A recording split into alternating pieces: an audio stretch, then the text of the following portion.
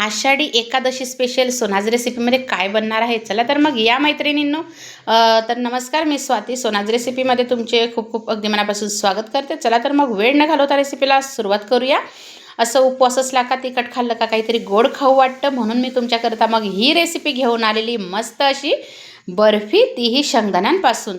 तर बघा, असे शेंगदाणे छान खरपूस भाजून घेतले होते, साल काढून घेतले. आता मिक्सरच्या भांड्यामध्ये मी हे टाकून घेतले आणि बारीक करून घेणार आहे मी हे शेंगदाणे, बरं का. आणि तुम्हाला जर चाडायचे तर तुम्ही चाडू शकता, मी चाडलेले वगैरे काही नाही. जर चाडले तर अगदी बारीक दिसल. तर आता इथं 2 वाटी गच्च भरून आपले हे शेंगदाण्याचं कूट झालेलं आहे, अगदी बारीक केलेलं.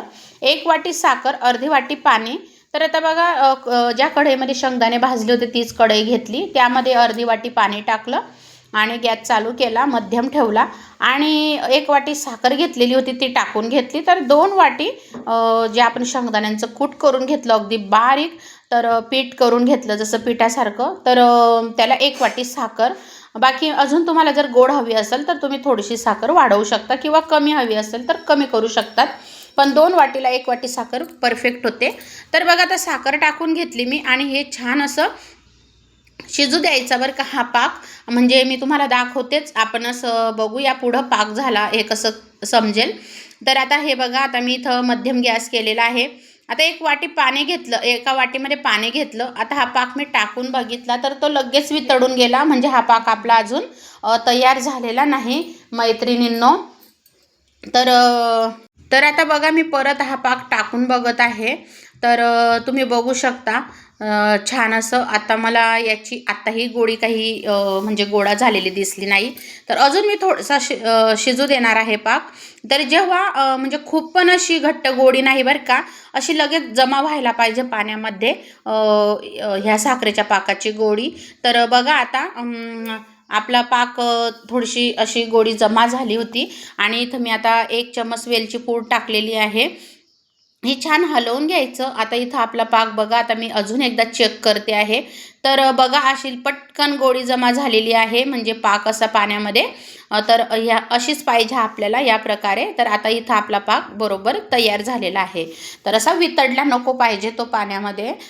तर आता बघा, हा पाक तयार झाल्यावर आपण जे दाण्यांचा कूट करून घेतला होता एकदम बारीक, तो टाकून घेतलेला आहे. तर बघू शकता मैत्रिणींनो, आता हा सगळं मी टाकून घेतलेलं आहे. तर तुम्हाला जर काजू बदामची पावडर वापरायची तुम्ही वापरू शकतात. पण तुम्हाला खरं सांगते, काजू कतली खाताय असंच तुम्हाला जाणवेल. अगदी काजू कतली सारखीच टेस्ट याला येते आणि मुलांना जर दिलं तर असं वाटेल काजू कतलीच आहे. तर आता हा सगळं पाकामध्ये मी मिक्स करून घेतलं. एका ताटाला मी तूप लावून घेतलेलं आहे, साजूक तूप. आणि बघू शकता, मस्त आता हा गोळा तयार होतो आहे. इथं गॅस आता मी बंद केलेला आहे. सगळं मिक्स झालेलं आहे. तर मैत्रिणींनो, नक्की ही बर्फी बनवून बघा. अगदी कुणीही बनवू शकेल. अगदी साधी सोपी पद्धत आहे आणि प्रमाण पण अगदी योग्य आहे. फक्त तुम्हाला साखर कितपत कमी जास्त हवी त्यानुसार तुम्ही कमी जास्त करू शकतात. पण हे प्रमाण अगदी योग्य आहे. पण तुम्हाला यापेक्षा गोड हवी तर थोडीशी साखर तुम्ही अजून वाढवू शकतात. आता हे मी छान असं मिक्स करत आहे, म्हणजे छान असा पाक मिक्स झाला पाहिजे. तर आता बघा, ज्या ताटाला मी तूप लावून घेतलं होतं त्या ताटामध्ये आता मी हे आपलं बर्फीचं हे सगळं सारण काढून घेणार आहे. तर आता बघा, मस्त. ही खरंच सांगते, इतकी भारी लागते ना ही बर्फी. तुम्ही जर एकदा बनवून ठेवली ना, तर मुलांना तुम्ही जेवण झाल्यावर देऊ शकतात, किंवा मग बाहेरचं काही खाण्यापेक्षा असं घरच्या घरी बनवलेलं मुलांना खूप आवडतं आणि छान पण असतं. तर बघा, आता हे मस्त मी अशी थापून घेणार आहे. पोळपाटावर सुद्धा आपण हे लाटू शकतो, म्हणजे अजून प्लेन होईल. किंवा मग आता बघा, इथं मी खूप गरम आहे त्याच्यामुळं. तर बघा, हा गोळा आहे ना, चोळायला मला वाटत होतं की असं त्याला पूर्ण चोळून घ्यायचं, म्हणजे छान असं मस्त मऊ झालं असतं.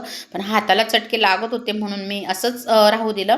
आता बघा, त्याच्यावर एक प्लास्टिकची पिशवी ठेवली होती आणि असं परत प्लेन करून घेतलं आणि छान असं प्लेन करून घ्यायचं बघा. तर तुम्ही एखाद्या प्लेटनी वगैरे अशी त्याच्याने पण असं प्लेन करू शकतात. तर बघा, आता हे एक 5 ते 10 मिनटं राहू दिलं मी आणि लगेच असे आता आपल्याला हे बर्फीचे काप करून घ्यायचे आहे. अगदी काजू कतली सारखेच करणार आहे. तर मैत्रिणींनो, कशी वाटली ही उपवासाची बर्फी नक्की मला सांगा. आवडली का तुम्हाला ही उपवासाची बर्फी, तीही शेंगदाण्यांपासून अगदी साधी सोपी. जर तुम्हाला ही बर्फी आवडली असेल तर मोठ्या मनाने मोठ्या प्रेमाने लाईक शेअर सबस्क्राईब करायला विसरू नका मैत्रिणींनो. आणि हो, हाईप डन करायला पण विसरू नका. आणि लाईक पण करा, एक लाईक नक्की करा व्हिडिओ बघण्याच्या आधी. तर आता मी हे काप करून घेतले आणि आता हे अर्धा तास आपल्याला अशीच ठेवून द्यायची आहे. तर अर्धा तासानंतर बघू शकता तुम्ही काय मस्त अशी ही आपली काजू कतली तयार झाली, म्हणजे बर्फी शेंगदाण्यांपासून.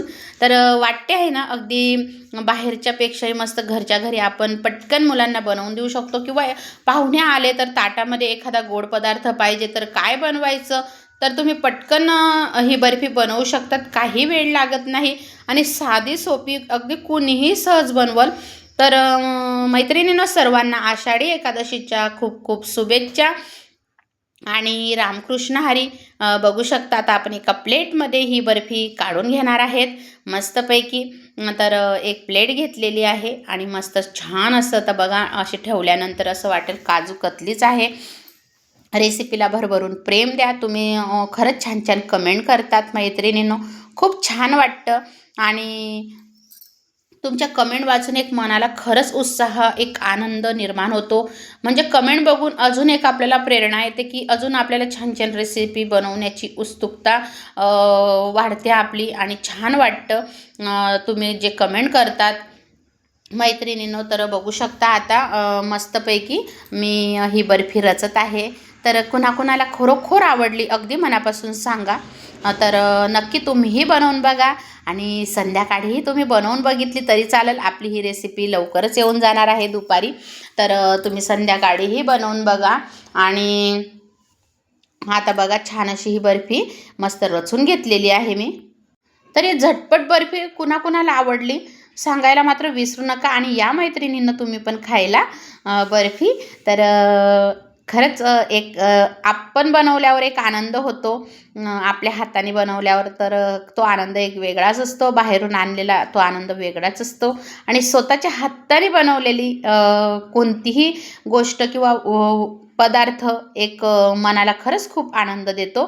तर बघा आपली ही बर्फी तयार झालेली आहे, शेंगदाणा बर्फी. तर नक्की बनवा मैत्रिणींनो. श्री स्वामी समर्थ. रामकृष्ण हरी.